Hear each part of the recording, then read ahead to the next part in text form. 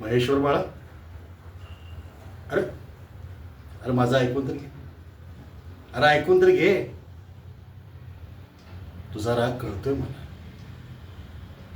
पण तुमच्या मायलेखामध्ये बोलायचा अधिकार आहे काय बापाला? आहे का सांग? अरे तुझ्या आईशीच्या नजरेमध्ये मी बंडलबाज माणूस आहे, पण त्याचा राग नाही मामाला, राग नाही. तुला खरं सांगू का, काय बी झालं तरी दमयंती राजकारणी बाई आहे रे.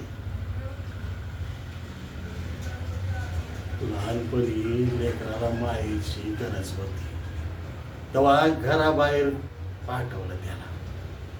आता लेकरू शिकून मोठं झालंय, 4 माणसात मान सन्मान मिळते म्हणल्यावर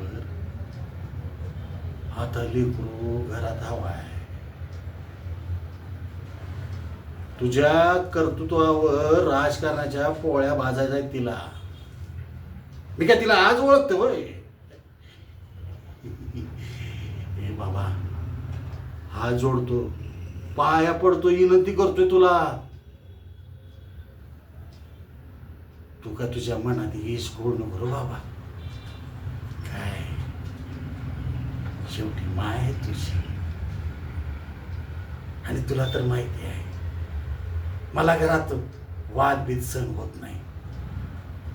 काय आहे रे, तुझ्यासाठी माझा जीव जळतोय रे. तुझी पोच तिच्यापेक्षा मोठी होऊ नये म्हणून तुझा प्रोजेक्ट होऊ दिना झाल्या. तू पण ऐकू नकोस. अरे काय बाप प्रोजेक्ट बनवलायस तू? हा, बाप प्रोजेक्ट बनवलायस. तुला सांगू का, या एका प्रोजेक्ट मध्ये तू अख्ख्या देशात तुझं नाव होणार आहे.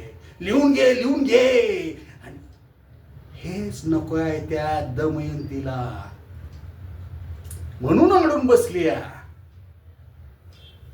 तू पण अडून बस. ती जमीन सोडायची नाही तू. काय, हा बाप तुझ्या पाठीशी आहे, काळजी करायचं नाही. हा, जा जा, फ्रेश होऊन जा. हे बघ, मी सांगतो तसं बरोबर वागायचं. काळजी करायचं नाही. हा बाप तुझ्या पाठीशी आहे नाही? जा जा, ये जा लवकर.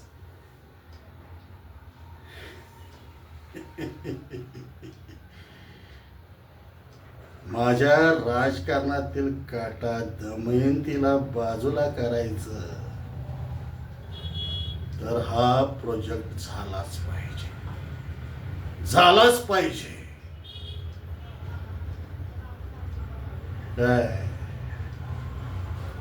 सवय आहे, सवय राजवर्धनला. हवंय म्हणजे हवाय.